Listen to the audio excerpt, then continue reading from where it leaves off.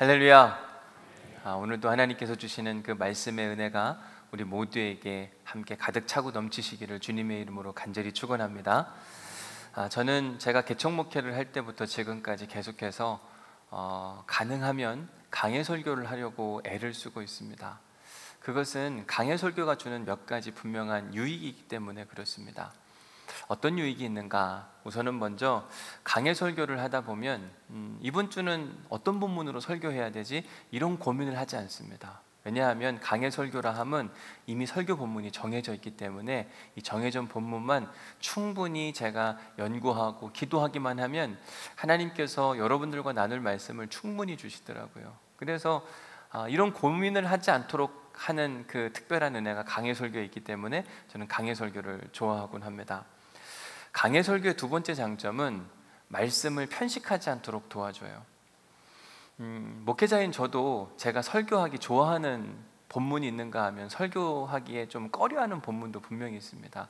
이 본문 가지고는 설교 안 하면 좋겠다라고 하는 생각이 분명 들 때가 있죠. 근데 강해 설교자의 특징은 설교 본문을 본인 스스로 택하지 않고 오히려 내게 주어진 본문은 어떤 본문이든지 해석하고 여러분들에게 풀어 설명할 책임이 제게 있는 겁니다. 그러다 보니까 말씀 편식을 할 수가 없습니다. 뭐든지 주어지면 그걸 소화해내려고 계속 고민을 하는 것. 그래서 저 스스로 말씀을 편식하지 않도록 제어 장치를 해주는 게 뭐냐면 이 강해 설교더라고요. 세 번째 특징은 뭐냐면 가끔 목회자가 오해받을 때가 있어요. 설교하면서 오해받는 경우가 뭐냐면 타겟 설교. 목사님 누구 들으라고 설교하는 건가 보다. 나 들으라고 설교 준비했나? 이런 오해를 받을 때가 있거든요. 주제 설교할 때 이런 오해를 많이 받습니다. 왜냐하면 그 주제 본문을 목회자 자신이 선택을 하기 때문에. 그러나 강해 설교는 자기가 스스로 선택하는 게 아니라 주어진 본문 안에 주어진 말씀을 고스란히 전달해야 될 책임만 있기 때문에 타겟 설교를 못하는 겁니다. 오히려 어느 때는요, 우리 공동체 안에 꼭 필요한 말씀을 하나님이 강해 설교 본문 안에 딱 넣어줄 때가 있어요. 그러면요 깜짝 놀라요. 하나님 어떻게 이 본문을 여기에 딱 갖다 주셨지? 진짜 놀랍다, 신기하다. 그 대표적인 예가 제가 우리 교회에 처음 부임했을 때 2020년 3월 1일 설교했던 본문, 사도행전 20장 1절, 소요가 그침에. 제가 그 전부터 계속해서 강해 설교를 해오고 왔는데 바로 전 교회에서 19장까지 딱 끝나고 왔는데 20장 1절 말씀에 딱 가서 보니까 소요가 그침에가 있는 거죠. 저는 설교 준비하면서도 소름 돋았는데 아마 여러분 설교 들으면서도 이게 하나님 우리에게 주시는 말씀이구나. 그러면서 하나님께서 모든 소요를 그치게 하셨고 여기까지 오게 하셨어요. 그런 거 보면 이 강해 설교가 주는 진짜 은혜, 장점이 참 많다, 그런 생각을 해보게 됩니다. 그런데 장점만 있는 게 또 아닙니다. 강해 설교도 단점이 있어요. 가장 큰 단점 중에 하나가 뭐냐면 설교자 자신에게 메시지를 탁 던져주는 본문을 만날 때 이 설교자는 참 어려워요. 그 말이 무슨 말이냐? 예를 들어서요, 마태복음 25장 40절에 보면 지극히 작은 자 하나에게 한 것이 곧 나에게 한 것이라, 이런 표현을 하게 됩니다. 그러니까 작은 사람 한 사람에게 한 것이 예수님에게 한 것이고 그것이 천국에 들어갈 때 입성의 기준점이 된다고 이야기를 하는 거죠. 제가 이 본문을 가지고 설교를 해야 되는데 마침 그 주에 지나가는 홈리스를, 노숙자를 그냥 지나쳤다고 생각해 보십시오. 과연 제가 이 설교를 할 수 있을까? 물론 설교는 할 수 있겠죠. 풀어 설명해내는 거니까. 근데 뭐가 걸리냐면 양심이 걸리는 겁니다. 나에게 주어진 말씀이 있는데 그대로 살지 못했어요. 그런데 내가 소화하지 못한 말씀을 성도들에게 전한다? 그러면 그것처럼 뻔뻔한 목사는 없을 거예요. 저는 오늘 우리가 함께 읽은 레위기 25장의 말씀이 이렇게 불편한 말씀이기도 합니다. 오늘 본문의 이야기는 안식년과 희년법에 대한 이야기를 설명하고 있어요. 목회자로 살아가면서 저한테 안식이라고 하는 표현은 참 쉽지 않다라는 생각을 많이 해보게 됩니다. 편히 쉬는 거, 이런 거 잘 못하겠다는 생각을 많이 해보게 되는 거죠. 그런데도 불구하고 성경은 안식일은 반드시 쉬어야 된다, 안식일을 쉬지 못하는 사람들은 죽여도 좋다, 안식일을 거룩하게 지키라, 오늘 본문도 안식년을 지켜야 되고 희년법 사상을 반드시 너희들이 마음에 새기고 살아야 된다, 이렇게 이야기를 하는 겁니다. 그런데 저는 어려서부터 쉬는 법을 잘 못 배웠습니다. 오히려 어른들이 자주 하셨던 이야기, 잔소리 중에 하나가 뭐냐면 열심히 살아야 된다, 최선을 다해라, 그렇게 해서 되겠냐, 이런 얘기를 사실 수시로 들었습니다. 그리고 어찌 보면 제가 살아온 그 과정의 환경들이 열심히 살지 않으면 버틸 수 없는 일들이 참 많았어요. 대학에 갔더니 제 아버지가 하시는 말씀이 뭐라 그러냐면 대학 등록금만은 내가 대줄 수 있다 그러더라고요. 나머지는 어떻게 하라는 거예요? 알아서 살아라. 대학교 들어가서 교회 사역을 시작하게 됐어요. 교회 사역을 시작한 이유는 등록금 문제였어요. 교회 사역을 하니까 등록금을 주더라고요. 그리고 교통비 5만 원을 줬습니다. 너무 고맙고 감사하더라고요. 그것 갖고도 부족하잖아요. 그러니까 결국 학교에서 일을 해야만 했습니다. 그렇지 않으면 버틸 수가 없으니까 늘 열심히 살아야만 됐어요. 저는 학사장교로 군대에 가서 조금 일찍 결혼을 하게 됐습니다. 그러다 보니 제대를 하고 났는데 애도 있고 가정도 있다 보니 뭐 공부만 할 수 있는 건 아니더라고요. 대학원을 다니면서 결국 그래서 교회에서 해프타임으로 사역을 하게 되었고, 또 유학을 갈 생각을 하니까 유학 준비까지 해야 되더라고요. 해프타임 하니까 차량 운행을 하라고 해서 4시 20분에 일어났어요. 차량 운행하고 나면 피곤하고 힘든데 또 유학 갈 준비를 해야 되니까 서울로 차 타고 또 학원을 가는 겁니다. 아침에 도시락을 싸주는데 눈물의 도시락이었어요. 내가 이렇게까지 아침에 도시락 먹으면서 공부해야 되나. 그거 끝나면 대학원 공부하러 가야 됐고, 대학원 공부 마치면 다시 내려와서 주변에 있는 도서관에 가서 11시까지 공부하고, 정말 바쁘게 산 것 같습니다. 그렇게 살지 않으면 또 그 과정을 못 지나가니까 최선을 다해 살아야 됐습니다. 지금 다시 그렇게 살라 그러면 내가 과연 살 수 있을까? 못할 것 같아요. 진짜 열심히 살았거든요. 어느 때는 새벽기도 차량 운행하다가 너무 졸려가지고요, 다 마치고 나서 돌아가실 때까지는 제가 끝까지 해드려야 되니까, 그리고 나서는 아무데나 길에 차 세워놓고 막 자고 그랬거든요. 너무 계속 피곤이 쌓여가니까. 2006년 미국으로 유학을 갔는데 그때도 마찬가지로 공부도 해야 됐고 교회 사역도 병행을 해야만 했습니다.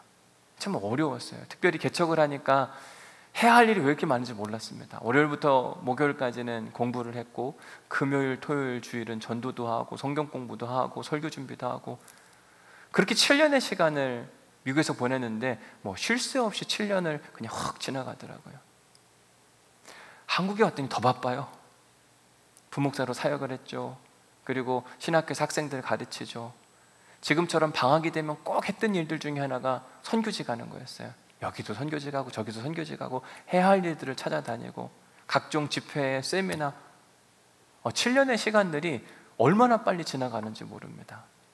대학을 졸업하면 군대를 갔고, 군대를 제대하면 대학원을 다녔고, 대학원을 졸업하면 유학을 갔고, 유학을 갔다 와서 부목사 사역하고 티칭 사역하고, 단 한 번도 짬내서 쉬는 시간이 없었어요. 모든 게 그냥 착착착 맞아 떨어져가지고 가장 빠르게 어떻게 진행되어 가다가 제가 우리 교회까지 오게 됐습니다.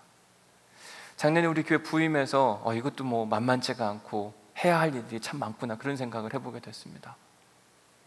코로나와 함께 시작한 목회, 이게 뭐 쉬워야죠.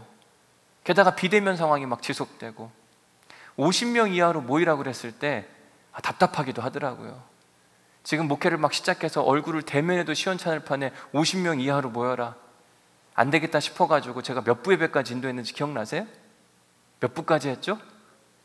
5부까지 했어요. 5부. 아침 7시 반 예배부터 시작해가지고 다 끝나고 나면 5시 반, 6시, 그때가 되면은요 녹초가 되더라고요. 그리고 입에서 저절로 단내가 나고 힘들다, 어렵다, 이런 이야기가 자연스럽게 나왔습니다.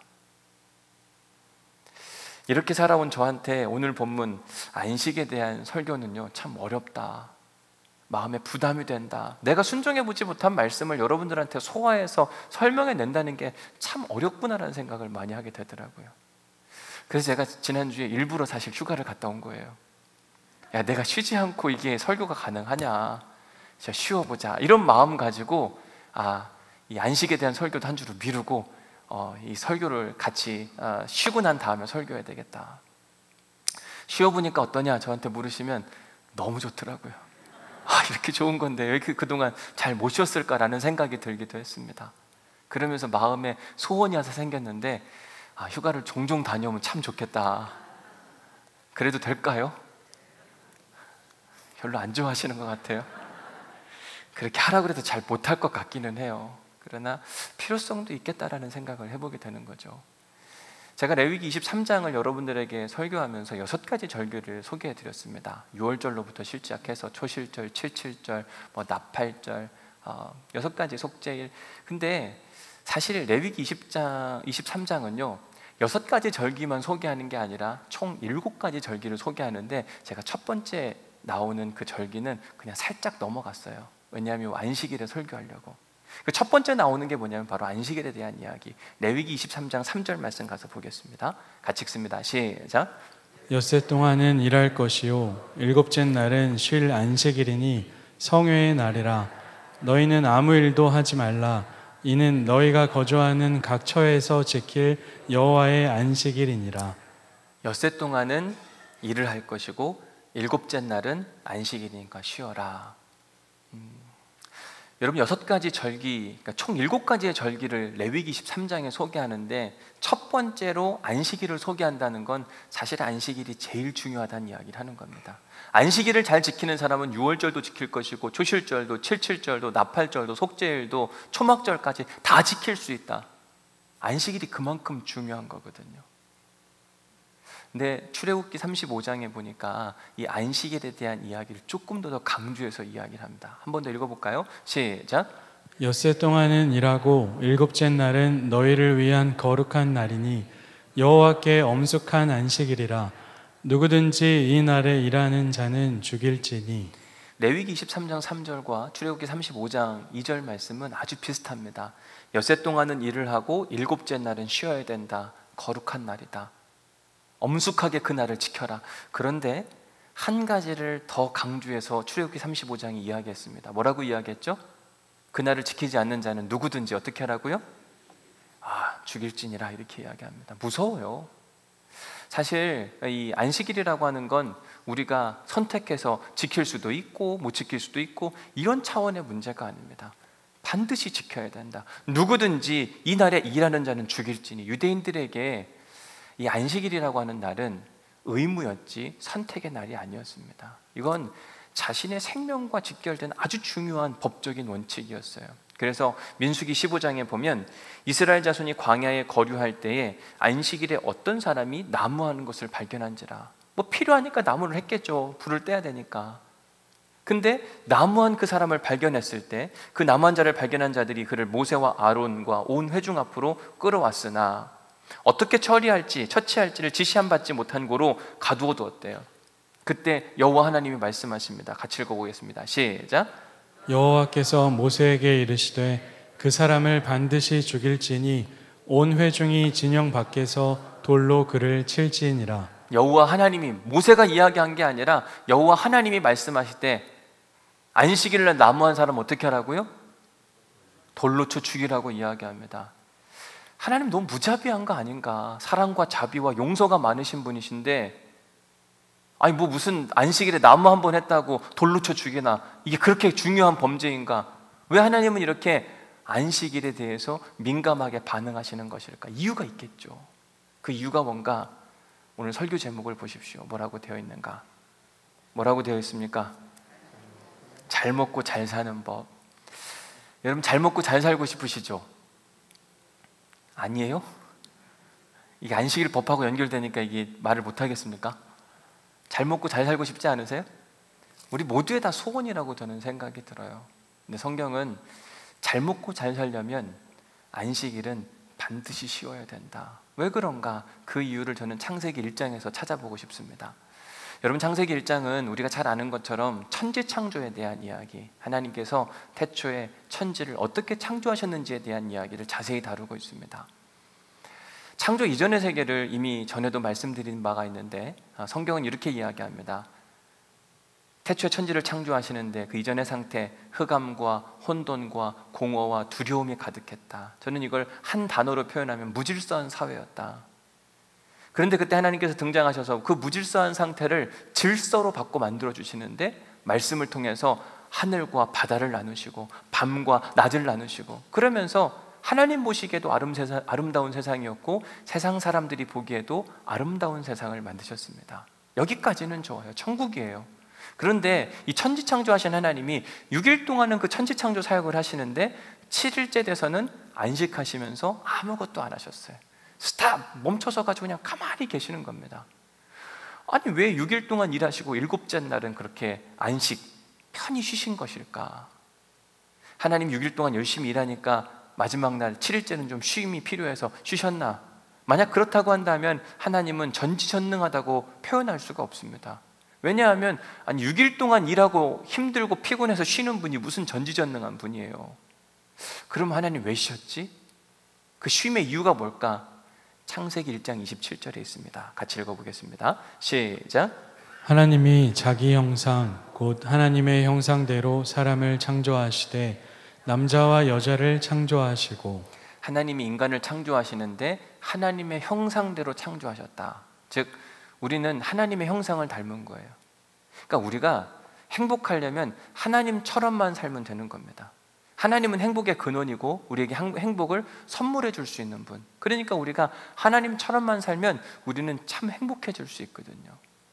자, 그런데 하나님께서 6일 동안 일을 하시고 7일째 쉬었다. 왜 쉬셨는가? 하나님은 자기 자신을 위해 쉬신 것이 아니라 자기가 만든 인간을 위해 쉬신 거예요.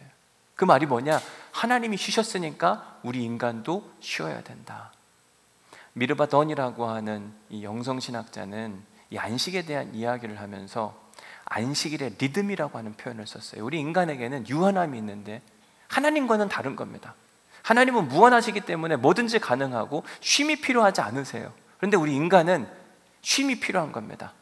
일주일에 7일인데 그 일주일에 하루는 반드시 쉬어야 또 다른 6일을 살아갈 수 있는 힘이 생기는 그 생체 리듬을 갖고 있는데 하나님께서 그 리듬을 맞춰주기 위해서 하나님이 일부러 쉬신 것이다. 여러분, 우리도 일을 하고 살아가지만 계속 일을 할 수가 없잖아요. 쉼이 필요한 거 여러분 동의하십니까? 우리도 반드시 일을 하다 보면 반드시 쉼이 필요하잖아요. 그렇죠? 근데 문제가 뭐냐면 우리는 우리가 쉼이 필요한 건 알지만 쉬지 못한다고 하는 현실이에요. 오늘은 빨간 날이에요. 그렇죠? 주일이고 쉬어야 되는 날, 예배하고. 그런데 오늘 예배 마치고 나서 여러분 다른 일정 있으십니까? 없으십니까? 있으세요? 없으세요? 있는 분들도 있고 없는 분들도 있을 것이고, 있는 분들은 아마 오늘 설교 굉장히 불편할 겁니다. 오늘 뭐 하려고 그랬는데 큰일 났네. 이거 계속 안식하라고 쉬라고 이야기하는데 이거 괜찮나? 안 괜찮아요. 큰일 납니다. 그러니까 오늘 설교가 사실은 불편한 분들이 굉장히 많지 않을까. 우리가 왜 못 쉬나? 현대 많은 사회학자들은 지금 우리가 살아가는 시대를 불안의 시대, 불확실한 시대라고 정의하고 있습니다. 그래서 쉬면 뭔가 안 될 것 같은 불안함이 우리 안에 늘 있다는 거죠. 늘 미래가 걱정이 되기 때문에 뭔가를 더 열심히 해야 될 것 같고, 나만 열심히 하는 게 아니라 주변에서 열심히 하니까 나도 열심히 해야 될 것 같은. 그래서 어떤 사람들은 내 행복한 미래를 위해서 나는 지금 열심히 바쁘게 사는 겁니다 라고, 주일날조차 쉬지 못하고 뭔가를 더 열심히 하려고 하는 겁니다 라고 말하는 사람들이 있는데, 이게 맞는 말이기도 하지만 사실 틀린 말이기도 하다는 사실이에요. 오스트레일리아에서 한 요양병원에서 말기암 환자들을 대상으로 일을 하고 있던 간병인 브로니웨어라고 하는 사람이 있는데, 그 사람이 이 환자들을 돌보다 보니까 환자들이 그렇게 후회하는 일들이 많더래요. 죽기 전에 이거 하지 말걸, 그랬어야 됐는데. 그러면서 그걸 글로 적어서 나중에 묶어서 책을 냈는데 The Top 5 Regrets of the Dying, 죽어가는 사람들이 후회하는 Top 5, 5가지가 뭐냐? 첫 번째는 내가 원하는 삶을 살지 못한 게 참 후회스럽다. 두 번째가 일을 너무 열심히만 한 거. 쉴 땐 좀 쉬어야 되는데 너무 열심히 계속 일만 한 게 너무 후회스럽다고 이야기하고, 감정을 솔직히 표현하지 못한 것, 친구들과 연락하지 못한 것, 내 행복을 위해 노력하지 못한 것. 후회하는 일들이 너무 많은데 그 중에 하나가 뭐냐면 너무 열심히만 산 거, 쉬지 못하고 연락하지 못하고 관계하지 못하고, 이런 것들이 죽을 때 돼서야, 그제서야 후회되고 아프고 어렵다, 이렇게 이야기를 하는 거죠. 사랑하는 성도 여러분, 우리가 일주일에 하루를 온전히 쉰다고 하는 거, 이게 결코 쉬운 일이 아닙니다. 쉬고 싶어도 우리가 잘 못 쉬어요. 그런데 온전히 우리가 안식일을 지킨다고 하는 건 하나님을 믿는 믿음이 있을 때 가능하더라고요. 내가 쉬어도 괜찮다, 하나님이 책임져 주신다, 이 믿음이 있을 때 우리가 잘 쉴 수 있어요. 지난주 주일 예배를 마치고 이제 휴가니까 짐을 싸야 되는데 뭘 가져가야 되나, 뭐 간단한 옷까지 가져가는 건 당연하지만 제가 뭘 챙겨가고 있나 생각해 보니까 책을 들고 가고 있더라고요. 이게 어쩔 수가 없나 봐요. 그래서 곰곰이 생각해 봤습니다. 이게 내가 이걸 왜 챙기나. 근데 휴가가 이제 월화수 3일을 제가 갔다 오겠다 그랬는데, 여러분 3일을 쉬면 주일 설교 준비가 부담이 되는 겁니다. 미리 준비해 놔야 되는데 참 어렵다, 부담스럽다. 게다가 어제 교사 위로회가 있었는데 교사 위로회 설교해달라고 이야기하죠. 그리고 돌아오면 수요일 끝나고 나면 목요일날 장로님들하고 지금 큐티 세미나 하고 있는데 그것도 준비해야 되죠. 그리고 금요일날 보통 주보를 만드는데 이번 주 성령 집회 설교 제목하고 본문을 금요일까지 줘야 되는 겁니다. 부담이 되는 거 있잖아요. 그러니까 책을 챙기는 거예요. 휴가가 휴가였을까요? 휴가 진짜 휴가처럼 보냈어요. 물론 책도 들고 가고 다 했어요. 그런데 그냥 쉬었어요. 3일 동안 가서 그래 좀 레위기 25장을 설교해야 되는데 안식하라고 이야기하고 쉬라고 이야기하는 이 메시지를 전해야 되는데 내가 쉬지 못하면서 뭘 내가 할 수 있을까? 이건 아닌 것 같다. 이런 마음이 드니까 안 되겠더라. 그냥 다 쉬자. 월요일부터 수요일 밤 10시까지 진짜 그냥 쉬었어요. 계속 쉬고 또 쉬고. 목요일 아침이 됐습니다. 쉼의 대가는 있더라고요. 엄청 부담되더라고요. 해야 될 일이 막 차고 넘치잖아요. 게다가 교육 목사님은 목사님 이번 주 토요일 날 위로의 설교 제목을 좀 주시면 좋겠다고 저를 압박하는 겁니다. 얼마나 부담이 돼요. 근데 중요한 건 다 할 수 있더라고요. 주일 설교 준비, 교사 위로의 설교도 그렇고 장로 세미나도 그렇고, 그리고 뭐 다음 주 설교, 이번 주 금요 성령 집회 설교 준비까지. 그렇게 쉬면 못할 줄 알았거든요. 부담이 되고 그럴 줄 알았는데 생각보다 가능하더라고요. 우리가 열심히 뭔가를 계속 해야만 뭔가를 얻어낼 수 있고 창출하고 뭔가 내 미래를 든든하게 준비할 수 있을 거라고 생각하는데 결코 그런 게 아니더라고요. 여러분, 이스라엘 백성들이 출애굽할 때 그들이 뭘 했나? 그들이 한 게 하나도 없습니다. 하나님이 다 하셨어요. 하나님이 모세를 부르셨고, 하나님이 모세를 보내셨고, 하나님이 모세에게 능력을 베푸셨고, 10가지 재앙도 하나님이 하셨고, 이스라엘 백성들이 한 건 그냥 걸어서 나온 거 말고는 없어요. 하나님이 다 하신 겁니다. 그런데 이스라엘 백성들은 애굽 문화의 영향을 많이 받은 겁니다. 애굽 문화의 특징은 뭐냐면 계속 열심히 해야 된다. 더 열심히 해야지. 그것 갖고 되겠어? 이스라엘 백성들이 애굽에서 얼마나 종살이 할 때 힘들고 고달팠어요. 여기에 익숙해 있다 보니까 이스라엘 백성들은 계속 열심히 일을 하는 겁니다. 출애굽했는데도 불구하고 하나님 지켜주시고 보호하고 내가 너희들의 주인이 되겠다고 말씀하시는데도 더 열심히 해야지, 뭣도 해야지. 일주일에 하루는 좀 쉬고 안식하면서 하나님을 생각해야 되는데 그럴 생각이 없는 거예요. 더 열심히. 아니야, 너희들 쉬어도 돼. 그만큼 하면 됐지. 나머지는 내가 책임져 줄게. 하나님이 계속 말씀하시고 챙겨주신다고 이야기하시는데도 불구하고 그 쉼을 갖지 못하니까 하나님께서 10계명을 주시는데 제 4계명이 뭐예요? 안식일을 거룩하게 지키라고 이야기하잖아요. 법으로 딱 만들어서 너희들 안식일 지켜! 법으로 만들어 주시는 거예요. 쉬라는데도 못 쉬니까 하나님께서 그 법을 딱 만들어 주시는 겁니다. 심지어 안식일을 제대로 못 지키면 어떻게 된다고요? 죽을 수도 있다고 이야기를 하는 겁니다. 그만큼 안식일이 중요한 거예요. 유명한 구약신학자 중에 월터 브루그만이라는 사람이 있는데 그 사람이 책을 썼는데 이 안식에 대한 책을 쓰면서 안식일은 저항이다라는 책을 썼어요. 왜 안식일은 저항이냐? 이스라엘 백성들이 애굽 문화의 영향을 받아서 뭔가를 끊임없이 계속 하려고 하는 그 욕망, 그걸 멈춰서게 하시는 하나님의 마음, 안식일은 하나님의 특단의 조치였다, 아주 강력하게 주장을 하는 겁니다. 이처럼 하나님은 우리가 일주일에 하루를 반드시 쉬기를 원하세요. 왜 쉬어야 되는가? 이유가 있는데 내 몸을 편하게 쉬고 안식하는 것도 목적이지만 여러분, 쉴 때 우리가 보지 못했던 걸 보는 눈이 뜨이거든요. 그게 뭐냐? 다른 게 아니라 사람이에요. 하나님은 우리가 안식일에 하나님을 생각하기를 원하실 뿐만 아니라 하나님은 우리가 이 안식일에 사람이 우리 눈에 들어오기를 원해요. 근데 세상적 가치관 가운데 살아가다 보면 사람이 잘 안 보입니다. 여러분, 돈과 사람이 있습니다. 뭐가 중요합니까? 돈하고 사람이 있습니다. 뭐가 중요합니까? 근데 우리는 어떻게 살아가죠?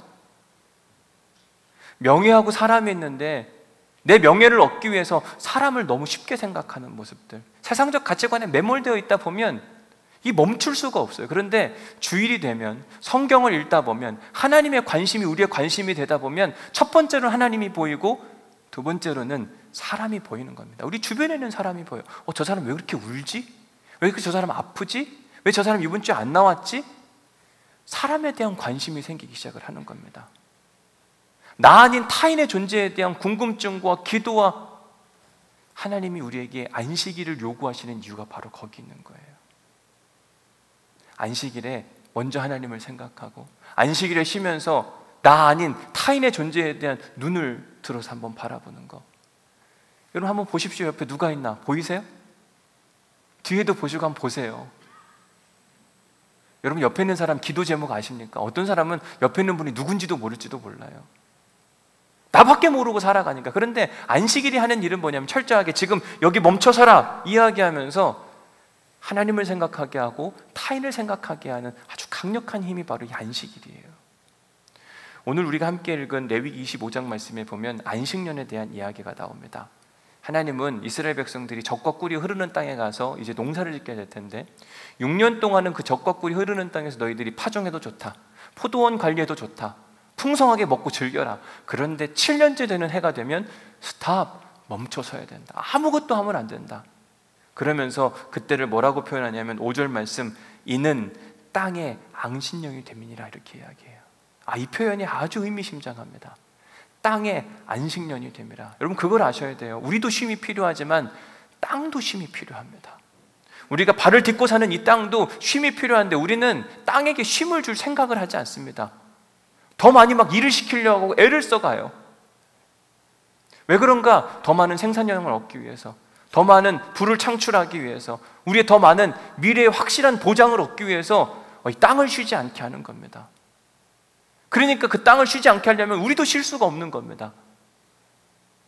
그렇게 열심히 살았더니 그러면 우리가 괜찮나? 괜찮은 것 같지만 지금 우리가 겪고 있는 일은 온 세계가 몸살을 앓고 있어요. 땅의 황폐화. 여러분 땅이 건강해야 되잖아요. 푸릇푸릇하고 뭔가를 자꾸 창출할 수 있는 힘이 있어야 되는데 계속 일을 시키니까 다시 생명을 일으킬 수 있는 생명력을 잃어버리는 겁니다. 지난주에 유럽에서 큰 홍수가 났다는 이야기, 그러면서 온 세계가 지금 열돔이라고 하는 이야기와 함께 이상기후가 곳곳에서 일어나고 있다고 이야기를 하는데 여러분 정말 이러다 우리가 다 죽을 것 같아요. 우리가 행복을 위해서 산다고 이야기하는데 과연 진짜 행복한가? 왜 우리가 행복을 위해 사는데 행복하지 못하고 이런 어려움들을 겪고 있고 수많은 재난과 재앙 가운데 우리가 지나가고 있는가? 이유를 한 가지예요. 뭐냐면 우리가 쉬지 못해서 그래요. 스탑, 멈추라고 이야기하는 하나님의 그 음성에 귀를 기울이고 멈춰줄 수 있어야 되는데 인간의 끊임없는 탐욕과 욕망이 멈춰서지를 못하는 겁니다. 일주일에 하루 주일을 쉰다고 하는 건 그 스탑하는 훈련을 하는 건데 우리가 스탑하는 훈련을 못하는 겁니다. 주일날조차 막 바쁘게 살아가고 이것도 해야 되고 저것도 해야 될 것 같고 아이들도 막 학원을 보내고 분명히 사람이 더 중요하다고 이야기했는데 우리는 그건 아는데 애들을 학원에 보내요. 왜 보내죠? 주일날도 더 공부를 잘해야 된다고 생각하니까 과연 행복할까? 하나님 나라 법칙은 6일 동안은 일을 하고 하루는 반드시 쉬어야 된다. 의무입니다. 6년 동안은 땅을 경작해도 되지만 7년째는 반드시 쉼을 갖도록 해라. 근데 이제 엄청 어려운 일이라니까요. 오늘 본문 6절 7절 말씀을 보겠습니다. 안식년이 뭐 그렇게 중요한 건가? 6절 7절 같이 읽어볼게요. 시작. 안식년의 소출은 너희가 먹을 것이니 너와 내 남종과 내 여종과 내 품꾼과 너와 함께 거류하는 자들과 내 가축과 내 땅에 있는 들짐승들이 다 그 소출로 먹을 것을 삼을지니라. 안식년의 소출은 너희가 먹을 거라고 이야기합니다. 안식년은 뭔가를 뿌리는 건 아닌데 자연스럽게 난 것은 주인이 가져가는 게 아니에요. 자, 다시 한번 볼게요. 6절 말씀, 안식년의 소출은 너희가 먹을 것이니.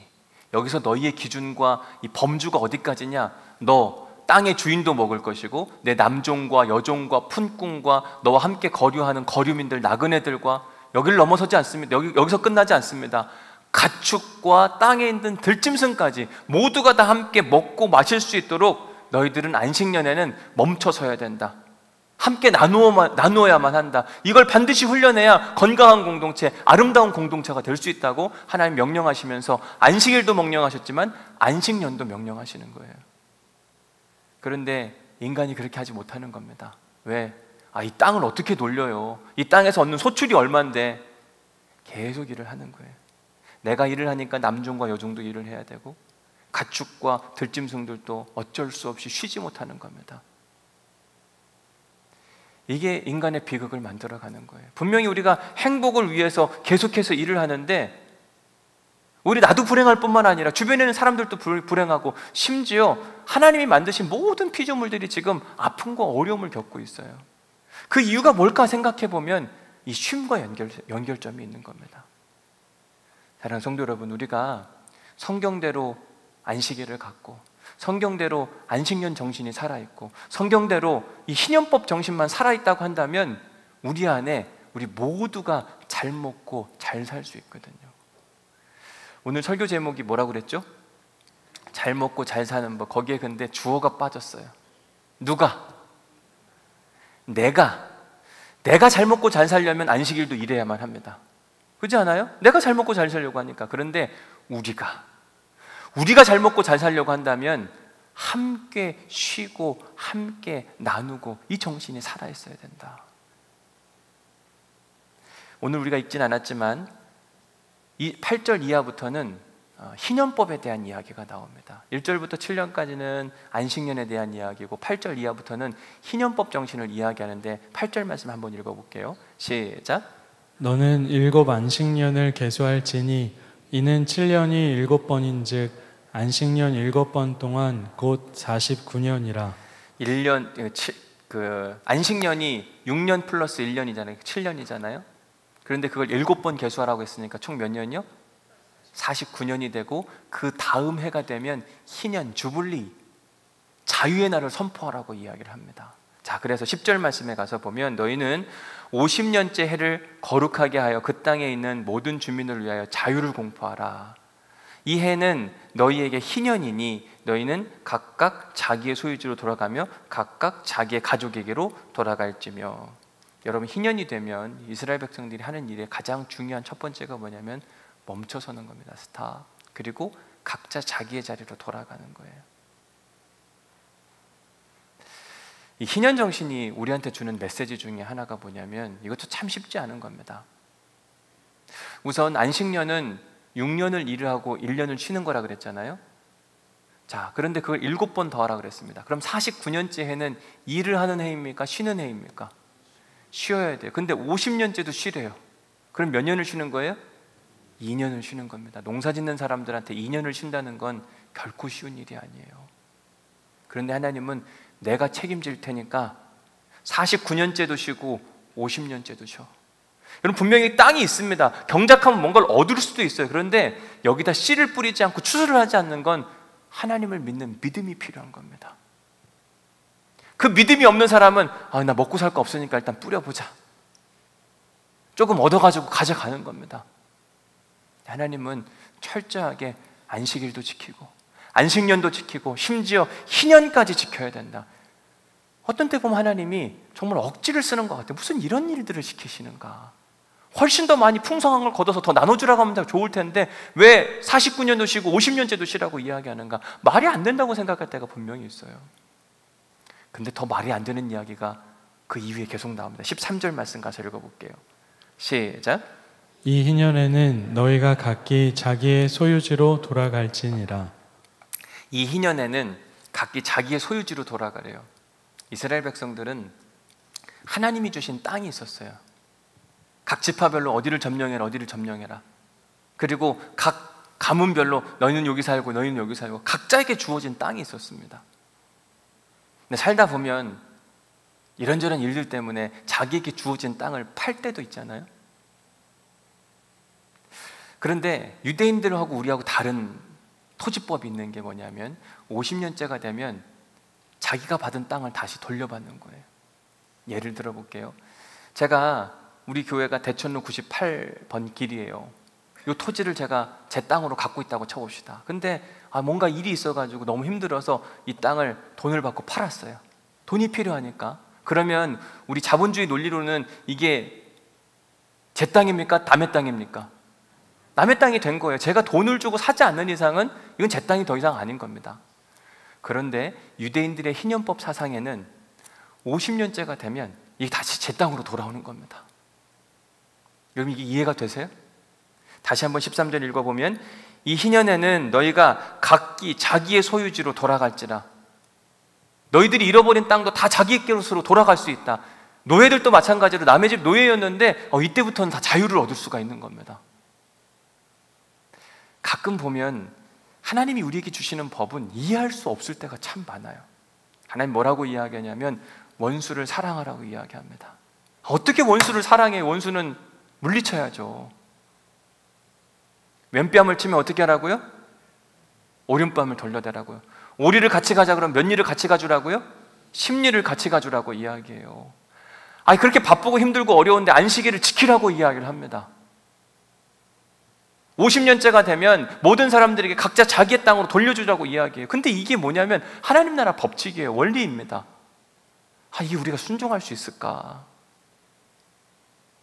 물론 이 희년법 사상이 그렇게 간단하지 않아요. 제가 이렇게 설명해 드린다고 그런 게 있었어? 오늘 집에 돌아가셔서 한번 레위기 25장을 자세히 읽어보시면 희년법은요 결국 불공평한 것도 아니고 억지를 쓰는 것도 아니에요. 오히려 굉장히 타당한 법이고 이대로 되면 진짜 하나님이 기뻐하시는 세상이 될 수도 있겠다라고 하는 꿈과 희망이 생기기도 합니다. 그런데 하나님께서 안식일과 안식년과 희년법 사상을 통해서 우리에게 하시고 싶은 이야기가 뭐냐? 하나님은 나만 행복하지 않기를 원하고 우리 모두가 행복하기를 원하는 거예요. 안식일과 안식일법, 안식년법과 그리고 희년법 사상을 잘 지키면 나 한 사람만 잘 먹고 잘 사는 게 아니라 우리 모두가 잘 먹고 잘 사는 방법이다. 그러니까 너희들은 반드시 이것을 지키고 살아가야 된다. 하나님은 우리 인간만 행복하기를 원하는 게 아니라 땅도 행복하기를 원하고요. 하나님 만드신 나무도 행복하기를 원하고 하나님 만드신 짐승들, 가축이나 들짐승이나 모두가 다 행복하기를 원하시는데 그러려면 반드시 너희들은 쉬어야 된다. 일주일에 하루는 쉬어야 되고 6년 일한 다음에 그 땅은 또 1년을 쉬어야 되고 그런데 산업혁명이 일어나기 시작하면서부터 우린 진짜로 못 쉬어요. 옛날에 불이 없을 때는 어떻게 했죠? 밤이 되면 그냥 자는 거였어요. 근데 지금은 밤새도 일을 합니다. 우리만 일을 하는 게 아니라 길거리에 가로수가 쭉 있으니까 좋아요. 전동도 있으니까 좋습니다. 그런데 결국은 나무도 못 쉬는 거예요. 근데 이게 좋은 것 같으나 결국 우리가 지금 처해 있는 현실은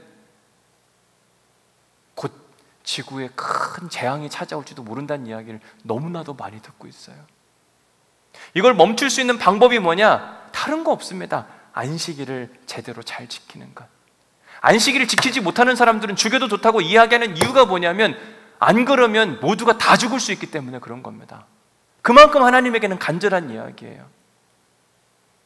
그런데 안식일, 안식년, 희년법 이 모든 것들 중에 가장 중요하고 기초적인 건 뭐냐면 일주일에 하루를 쉼으로 지켜내는 것.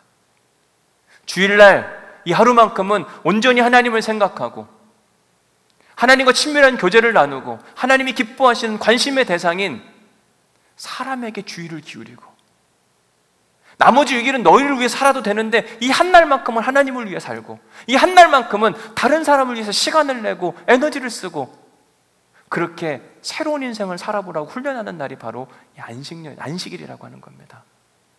안식일을 지켜야 우리가 안식년 정신도 살아있을 수 있고 안식일을 지켜야 희년법 정신도 우리 안에 고스란히 살아서 지켜낼 수 있다. 그래서 안식일을 강조하고 또 강조하는 겁니다. 올해 우리 교회 표현은 Stop and Worship, 멈춰서라, 그리고 예배해라. 그런데 이게 참 안 됩니다. 왜 안 되나? 세상 문화에 너무 익숙해요. 애국 문화에 너무 익숙합니다. 열심히 살아야지, 주일날도 일해야지, 저 사람 만나야 되는 거 아니야? 저 사람 안 만나면 안 될 것 같고, 지금 이 일하면 안 될 것 같고. 믿음이 있어야만 주일날 온전히 쉴 수 있더라고요. 근데 이게 잘 안 돼요. 저도 안 되는데요. 저한테 쉬는 날은 월요일이잖아요. 저도 월요일에 해야 할 일이 참 많더라고요. 이것도 해야 되고 저것도 해야 될 것 같고. 야, 내가 월요일날 쉬지도 못하는데 무슨 내가 안식일 설교를 할 수 있을까? 어찌 보면 주일날은 저도 이렇게 계속 일을 하는 거죠. 근데 월요일만큼 그럼 따로 구별해서 쉴 수 있어야 되는데, 이것도 하고 저것도 하느냐고. 만나야 될 사람들은 또 왜 이렇게 많고. 근데 제가 이 안식일 설교를 사실은 몇 달 전부터 준비하고 있었어요. 도전해 보는 겁니다. 그래, 월요일은 좀 가만히 있어보자. 그래, 조금은 더 내 몸도 쉬고 하나님과의 관계와도 가깝게 하고, 이걸 위해서 좀 쉬어보자. 그만 좀 바쁘게 살아보자. 하나님이 책임져 주시겠지. 하나님께 맡기는 훈련. 오늘 설교 불편하시죠? 엄청 불편하시죠? 오늘 또 뭐 하려고 했는데 이거 어떻게 해야 되나? 분명 설교를 들었는데. 근데 주일은 우리가 멈춰서는 훈련을 하는 거예요. 내가 하고 싶은 걸 멈춰서는 훈련이에요. 오늘만큼은 하나님이 원하시는 걸 내가 도전해보는 훈련. 한 해 중간쯤 되는 7월 달에 이 본문 말씀을 우리에게 주신 데는 분명한 이유가 있는 겁니다. 지난 6개월 우리가 스탑 앤 워십이라고 이야기하면서 멈춰서서 뭔가를 해보자고 이야기했는데 과연 정말 잘하고 있는가? 스탑 앤 러브, 우리가 멈춰서서 가족을 사랑하고 돌봐보자 이야기했는데 정말 잘하고 있는가? 우리 스스로 돌아보지 않는다면 우리는 똑같이 반복된 일상 가운데 어느 순간 후회하게 될 때가 찾아올 텐데, 그게 언제냐면 죽음이 우리의 턱 밑까지 차고 들어왔을 때. 그때 그러지 말걸. 그때 그 말씀 들었을 때 좀 잘 멈춰보는 훈련 해볼걸. 지금부터 우리 다시 한번 훈련해 볼 수 있기를 주님의 이름으로 간절히 부탁을 드립니다. 저도 잘 안 됩니다. 그럼 저도 훈련할 것이고, 영적 전쟁은 다른 게 아니라 이 사소한 곳에서부터 찾아오더라고요. 내가 하고 싶은 것을 멈춰낼 수 있는 훈련, 과연 가능할까? 절대 가능하지 않아요. 쉽지가 않습니다. 싸우셔야 돼. 이게 영적 전쟁이에요. 오늘 뭔가 하려고 했던 그 모든 것들을 내려놓는 훈련을 하는 것도 우리가 한번 해야 할 일입니다. 멈춰서라. 제발 멈춰서. 얼마나 안 됐으면 하나님이 10계명 안에 그 법을 집어넣겠어요. 하실 얘기가 얼마나 많았을 텐데 10계명 안에 제 4계명으로 안식일을 지키라고 하는 법을 준다고 하는 건 우리가 무겁게 받아들여야 돼요. 여러분 행복하고 싶으시죠? 말을 못 하시겠습니까 이제? 잘 먹고 잘 살고 싶으시죠? 멈추셔야 돼요. 반드시. 그래도 난 뭘 할 거야. 나중에 후회 안 되니까 큰일 나요. 오늘 은혜 받은 말씀 적어보시기 바랍니다.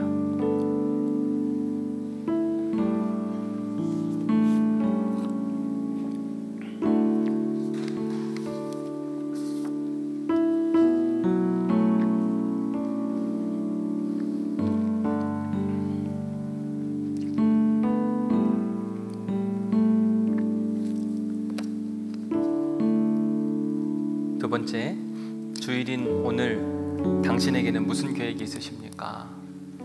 한번 적어보십시오. 오늘 하려고 했던 거 다 적어보세요. 얼른 오늘 하려고 했던 거.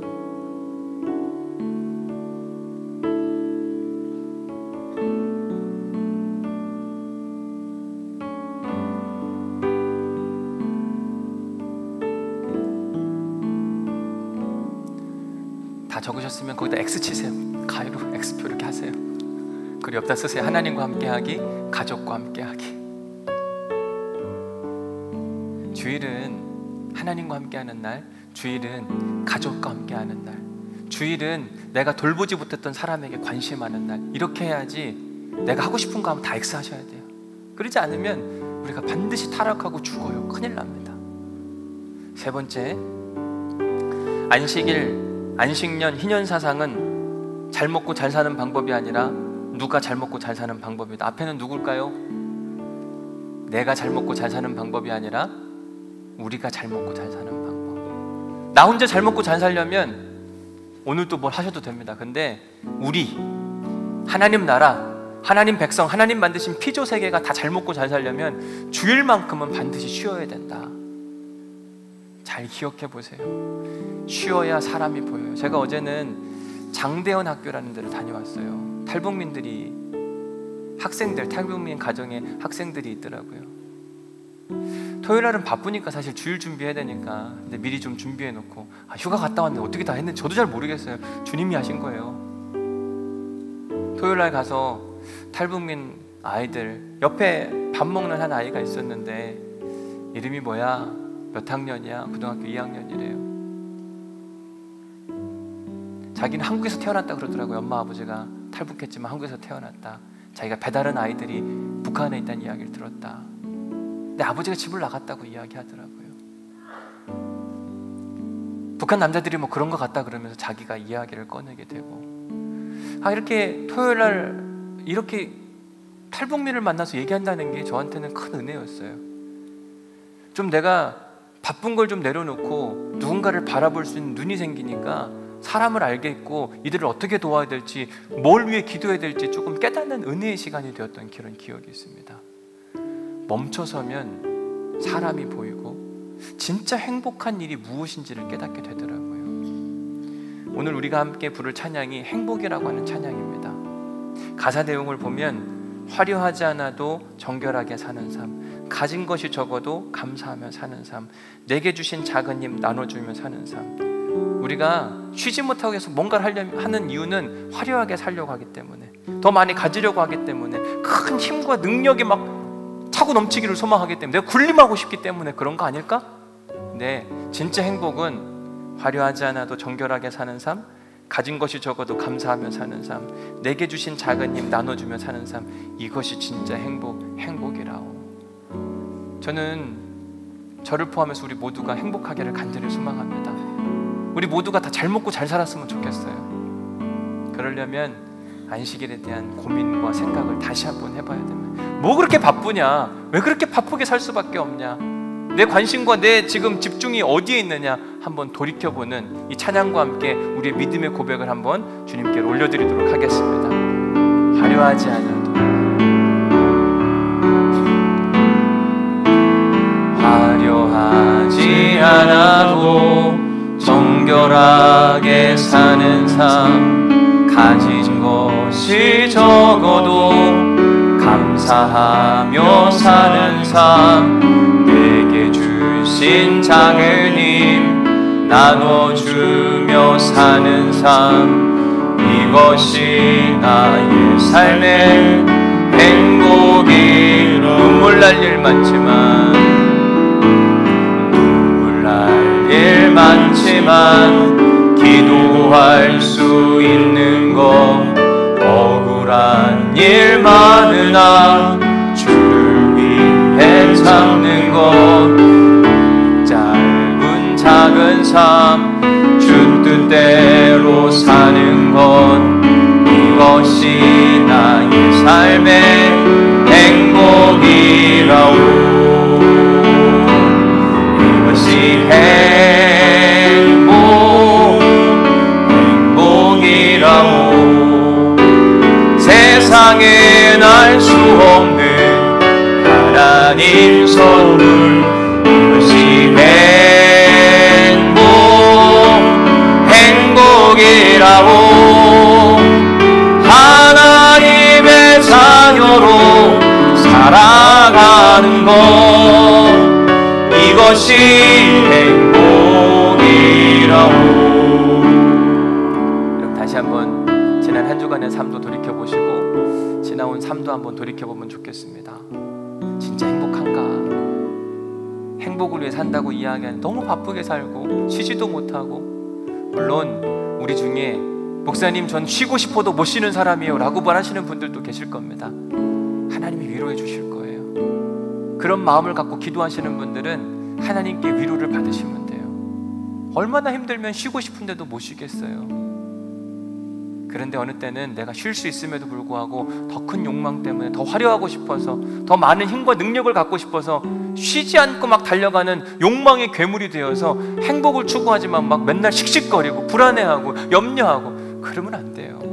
우리 한 번 더 찬양할 텐데, 하나님 쉼에 대해서 다시 한번 생각하게 하시고, 하나님을 믿는 믿음으로 쉼과 일에 대한 균형 감각을 갖게 하여 주옵소서. 주일만큼은 온전히 하나님께 예배하고 사람에게 집중할 수 있는 믿음의 시간 되게 하옵소서. 이런 마음으로 다시 한번 찬양해 보겠습니다.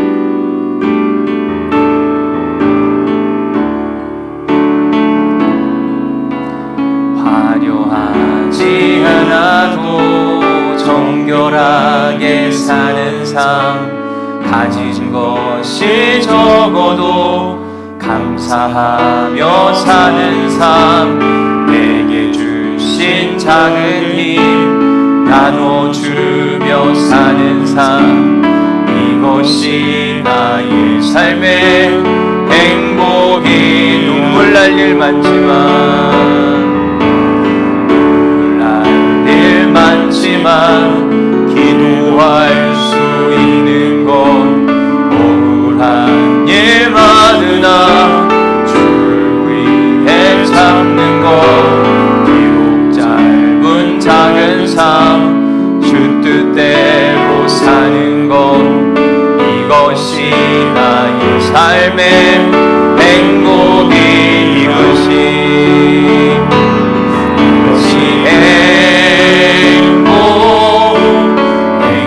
행복이라오. 세상엔 알 수 없는 하나님 선물, 이것이 행복이라오. 하나님의 자녀로 살아가는 것, 이것이 행복이라오. 이것이 행복이라오.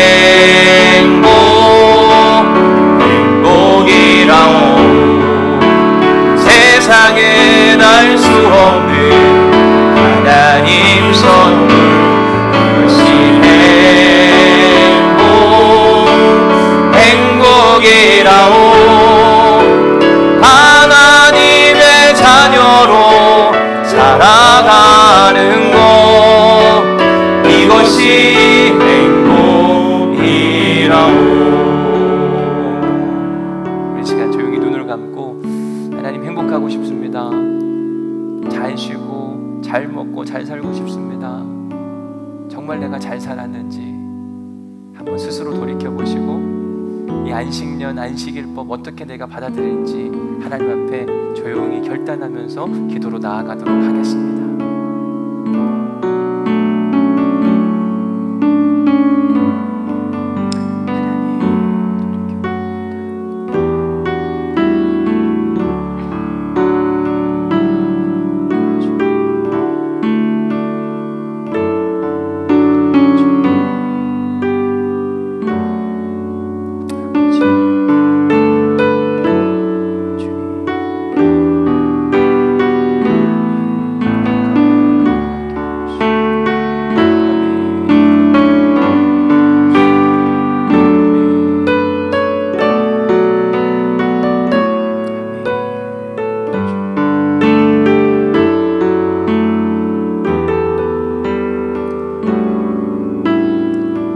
하나님 감사합니다. 오늘 안식일, 안식년, 희년법에 대해서 가르쳐 주시니 감사합니다. 하나님 행복하고 싶습니다. 그런데 행복하지 않습니다. 왜냐하면 그럴 수 없는 상황이 참 많습니다. 지금도 뭔가를 더 열심히 해야 될 것 같고, 또 오늘을 이렇게 열심히 살지 않으면 어려운 일을 당할 수밖에 없는 사람들이 참 많습니다. 하나님, 우리가 사는 이 땅에 잘못된 구조를 바꿔 주옵소서. 건강한 하나님 나라 문화가 일어나기를 간절히 소망합니다. 오늘 말씀을 듣고 마음에 통회하고 자복하는 마음, 하나님 나도 쉬고 싶은데 쉴 수가 없습니다. 하나님, 우리 사랑하는 성도들 위로하여 주옵소서. 견딜 수 없는 고된 노동 가운데 아파하는 저들의 기도를 들으시고 참 참된 쉼과 안식을 얻을 수 있는 그 시간들을 꼭 확보하여 주옵소서. 우리 안에 멈춰서는 훈련이 필요합니다. 하나님 만드신 이 아름다운 자연이 계속돼서 파고되어 가고 있고 그 결과를 우리가 고스란히 받아가고 있습니다. 하나님, 온전히 주의를 지키기 하나님 믿음으로 훈련할 수 있도록 인도하여 주옵소서. 나 혼자 잘 먹고 잘 사는 것이 아니라 우리 모두가 하나님이 만드신 모든 세상이 행복하고 아름다운 세상이 되기 위하여 반드시 쉼의 훈련을 할 수 있도록 인도하여 주옵시고, 이 주일에 하나님께 집중하며 사람을 돌아볼 수 있는 믿음의 온누리교회 성도들 될 수 있도록 도우시고 축복하여 주옵소서. 이제는 우리 주 예수 그리스도의 은혜와 아버지 하나님의 극진하신 사랑과 성령님의 감동, 감화, 역사, 교통, 위로하심이 이제 오늘 말씀을 듣고 마음 가운데 행복해지기를 소원하고 쉼과 안식을 소망하며 하나님이 주시는 평안과 기쁨을 누리기를 소망하는 우리 사랑하는 온누리교회 모든 교우들 가운데 지금으로부터 영원히 함께 하시기를 간절히 축원하옵나이다. 아멘.